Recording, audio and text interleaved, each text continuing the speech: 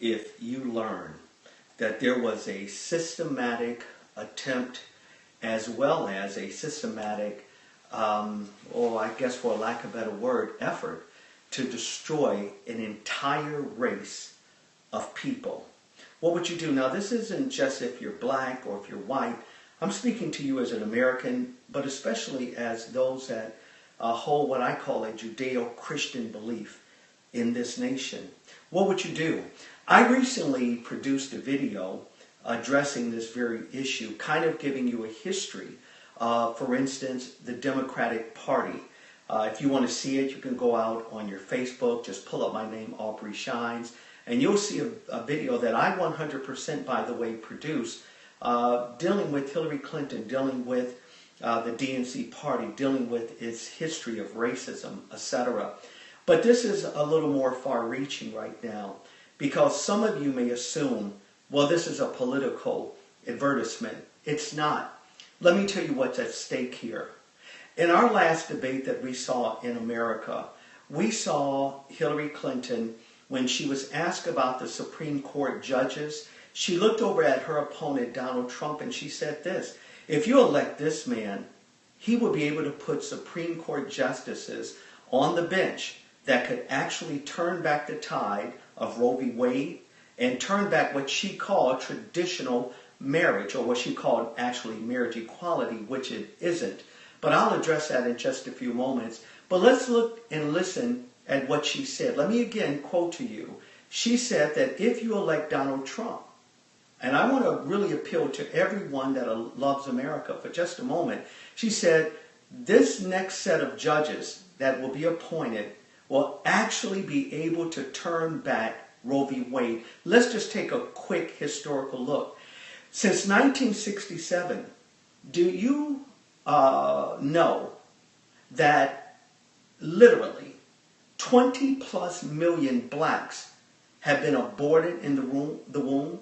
That means that since 1967, you have actually had 49% of all blacks in America that have been aborted. You say, well, should that be a woman's choice? I'm not talking about just a woman's choice, because we're talking about what Dr. Martin Luther King called infanticide. Dr. King was opposed to infanticide. He was opposed to abortion. He spoke often, and history will repeat it, against it.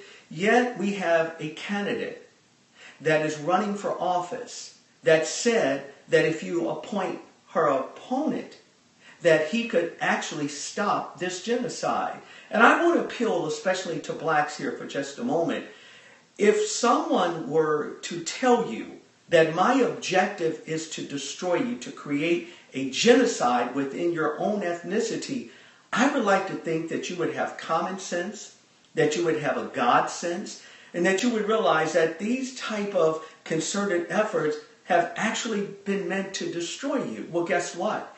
The founder of Planned Parenthood, Margaret Sanger, these are literally her exact words. She said that the black people in America, they were inferior, that they needed to be exterminated. And the only way that she would be able to do it is to find individuals that would kind of soften the blow.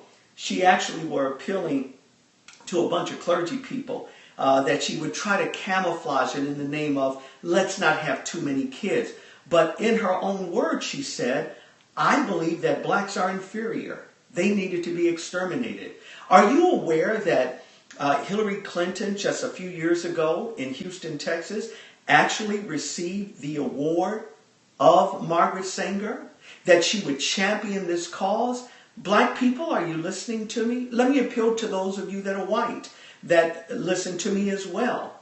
If you really love America and you say you're not prejudiced, do you realize that every time you support a Democrat for a candidate, that if their position, as in Hillary Clinton's, is to again keep Planned Parenthood going, and yet that organization was founded upon destroying a certain group of Americans, black Americans, that you as a white person, you are actually contributing to the ethnic cleansing of an entire race of people. After all, again, I give you the stats. You can look them up yourself. Since 1967, 49% of all blacks have been aborted in the mom's stomach. And yet, what the media is doing is they're spinning this into a personality-driven presidential race. Don't be tricked. Please stop being fooled. These candidates are flawed. And let me just appeal to those of you that have a Christian perspective. We're not electing a bishop. We're not electing a pope. We're not electing a priest, for God's sake. We're electing someone that is going to adhere to the Constitution, that they're going to respect the Constitution, that they're going to defend our borders, that they're going to defend us from enemies both without and within. Yet you have in a candidate, a specific candidate, Hillary Clinton, that she is for policies that actually destroy an entire race of people. God help us, and God help us in this nation if we get this wrong. There's something else that came out in that debate. And in that debate, she said something else, not just about the Supreme Court dealing with Roe v. Wade. She talked about what she called marriage equality. Well, let me give you a few facts that the media that is supporting her won't give you. And some of those facts are as follows. Over 30 plus states, when they had a right to vote about traditional marriage, God's way of marriage, God's idea of marriage, they all voted God's way of marriage. Even in the state of California, 7 out of 10 blacks even voted for traditional marriage. But yet, this Hillary Clinton has came and she said this. You can go back if you missed the debate in here. She said, if you elect Donald Trump, he will be able to support and put in Supreme Court justices that could turn that away. Well, listen to me, especially those of you that have a Christian perspective. If the judges that are appointed would represent the hearts and the minds of people, well, guess what? The people across this nation have spoken. Over 60 million people voted saying, we want traditional marriage. But yet, that's been taken away from us by just a few judges. And Hillary Clinton, she wants to appoint more judges to make sure that your rights are taken away from you. We have an opportunity to reclaim America. Christians, we have an opportunity to have America at its best. Do you really think America is going to not find itself at some point dealing with an angry God when millions upon millions of children have been aborted? Do you really believe that when God's rules and his ways are violated, that there are absolutely no consequences for it? Again, I'm not saying what either of these candidates personally have done are not deplorable. Certainly it is. But I'm not voting for man. I'm voting for a principle. And that principle has the opportunity to literally reshape America. I don't know where you were, but as a Christian, I hope you felt violated when your rights were taken away from you, regardless of what state you find yourself in, when the Supreme Court said, you don't know what we need to do. We know what's better for you. Have you forgotten your history lessons, Americans? That it is actually the people that actually control the government and that states should have the rights to do what they desire to do? As a matter of fact, if you go back and study history, you'll find when the Supreme Court ruled incorrectly, they would have kept actually slavery going had it not been for the rights of the people saying, wait a minute, this is a sin. This is a travesty. And this is what we're facing in this election. We can't afford to miss this.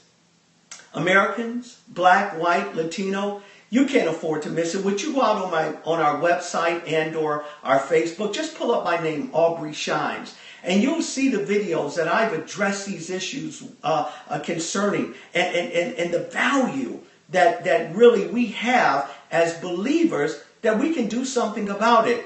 Don't allow the media to keep spinning something about a man's personal life. All of these candidates, for God's sake, they are flawed.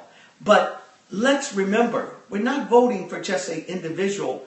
We're voting for their platform. And that platform could not be any clearer than it has been.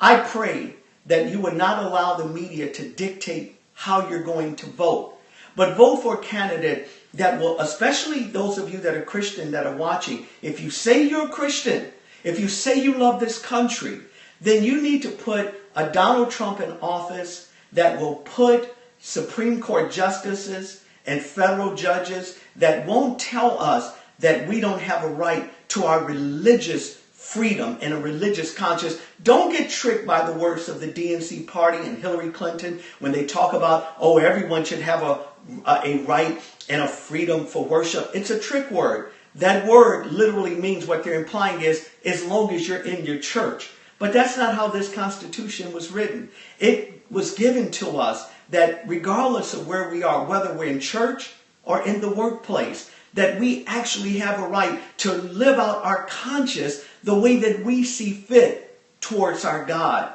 Let's get involved. Let's put some skin in the game. I'm going to charge you and challenge you. Don't be a follower. It's so easy to do. Everyone can run with the masses, but let's become leaders. Let's turn this nation back. Let's get out. Let's vote. And again, go out to our website. Go out to our Facebook. Just pull up my name, Aubrey Shines, or go out to glorytoglory.org. Please follow me. Please share this. And until I come to you again, I bid you peace.